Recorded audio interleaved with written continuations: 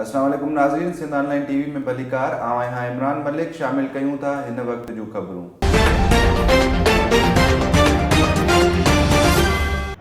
समाज गण में आसदुल्ला चन्ना के धमकी ॾींदड़ जवाबदार नाज़रीन, सॻियूं प्रेस क्लब जे सदर मियां असदुल्ला चन्ना के धमकियूं ॾींदड़ जवाबदारनि जी गिरफ़्तारी लाइ नेशनल प्रेस क्लब सॻियूं जे सहाफ़ियुनि जो एहतजाज। सिंध ऑनलाइन टीवी जे रिपोर्टर लाला इशफाक भागत मूजिब नेशनल प्रेस क्लब सॻियूं जे सदर गुलाब अली सियाल, मज़हर अली मंगणे जो मंशात फ़रोशन ऐं मंशात वापराईंदड़ जी निशानदेगी कई, पर पुलिस मंशात फ़रोशन ख़िलाफ़ का बि कार्रवाई न कई। निशानदेगी करण ते मंशात फ़रोशन ऐं मंशात वापराईंदड़ सॻियूं प्रेस क्लब जे सदर समाजी अॻवान मियां असदुल्ला चन्ना के मौतमार धमकियूं ॾेई रहिया आहिनि। अहिड़े अमल ख़िलाफ़ पुलिस जवाबदारनि ख़िलाफ़ कार्रवाई करण लाइ तयार न आहे। नेशनल प्रेस क्लब सॻियूं जे सहाफ़ियुनि आला इख़्तियारनि खां मुतालबो कयो सॻियूं ऐं भरपासे वारे इलाइक़नि में हलंदड़ मंशात जी रोकथाम लाइ कामयाब कार्रवाई करे नौजवान नस्ल तबाह थियण खां बचायो वञे ऐं फौरी तौर सॻियूं प्रेस क्लब जे सदर मियां असदुल्ला चन्ना के धमकियूं ॾींदड़ जवाबदारनि खे गिरफ़्तार कयो वञे।